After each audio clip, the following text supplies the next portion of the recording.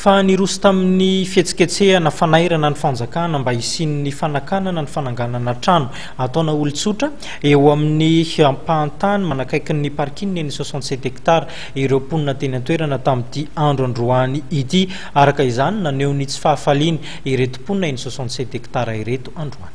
Andro vitsivitsy no nisiany ity asa fanorenana trano eto 67 hectare avaratra Atsinanana ity. Ampiasain'ny fokontany toerany dabapako ny ampahantany misy ity asa fanorenana ity. Manamorona ny tranojiro ny jirama izay mamatsy herinaratra eto toerana sy ny fidirana makany amin'ny parking eto toerana ity asa fanorenana ity.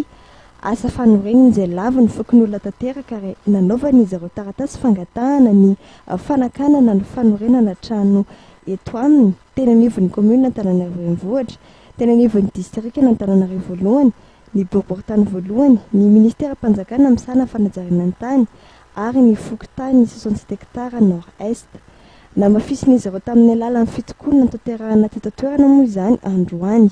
Ny olana moa zany dia ity zany ny misy ny bac ordure eto zany.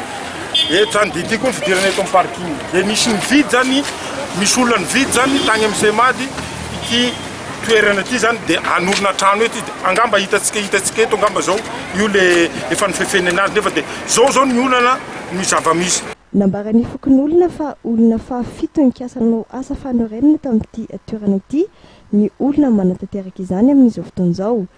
Tamin'ny taona 4 sy 4 ohatra dia efa nisy nanao asa fanorenana teto amin'ity ampahantany ity ary efa nosakana ny commune izany tamin'izany fotoana izany. Efa nipoitra ity zavatra ity satria izy ity zany tany amin'ny 2004 dia efa nisy dia nitoherin'ny mponina teto foana dia tsisy nasaha. Fa nipitony zao ilay olona milaza manana didy amin'izao fa ilay didy efa tany amin'ny 2009 fa vao zao izy zany vao afaka mamefy an'ity zareo. Ka efa niseho ity zavatra ity dia nakany amin'ny ambaratonga mahefa miandraikitra n'izao zavatra zao zahay dia tsy manaiky an'io zany ny any na manomboka tany amin'ny faritany